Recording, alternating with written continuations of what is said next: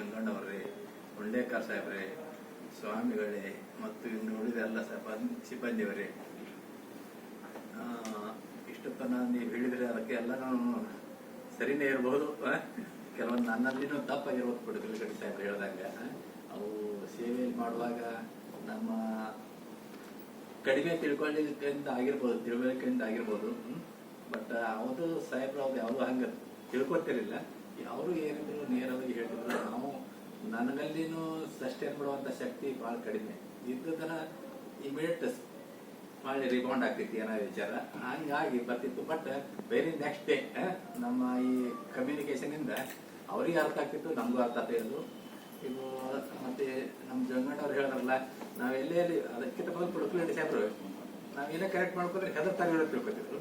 But ನಮ್ಮ intention ಏನಂದಾಗ ನಾವು ಕಲ್ತಿದ್ದೆ ಹೇಗೆ ಡಿಸಿಪ್ಲಿನ್ ಫಸ್ಟ್ ಎವ್ರಿಥಿಂಗ್ ನೆಕ್ಸ್ಟ್ ಅನ್ನುವಂಥ ಪ್ರಿನ್ಸಿಪಲಲ್ಲೇ ನಾವು ಬಂದವರು ಎಲ್ಲ ಕೆಲಸ ಮಾಡಿದ್ವಿ.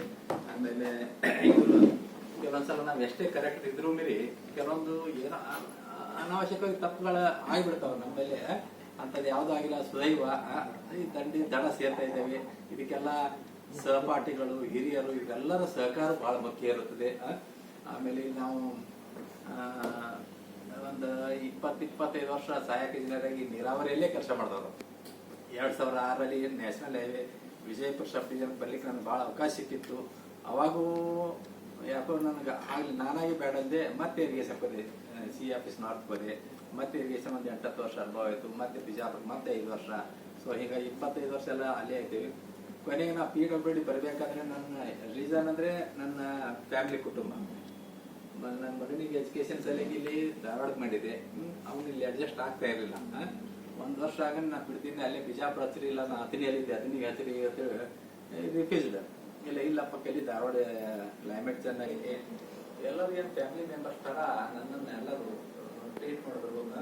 ರಾಜೇಂದ್ರ ಹುಲ್ಕಲ್ ಸಾಹೇಬ್ರು ಪ್ರತಿಯೊಂದು ಏರಿಕೆ ಕೇಳಿದ್ರು ಫಸ್ಟ್ ಅವರೇ ಇದ್ರು. ನಮ್ಮ ಫಸ್ಟ್ ಟೈಮ್ ನಾವು PWD ಮತ್ತು ಕ್ವಾಲಿಟಿ ಕಂಟ್ರೋಲ್ ಮಾಡೋದಂದ್ರು ನಾನು ಅಲ್ಲಿ ಇರಿಗೇಷನ್ ಆದರೂ ಕ್ವಾಲಿಟಿ ಕಂಟ್ರೋಲ್ ಮಾಡಿರಲಿಲ್ಲ, ಕನ್ಸ್ಟ್ರಕ್ಷನ್ ಮಾಡಿದ್ದೆ.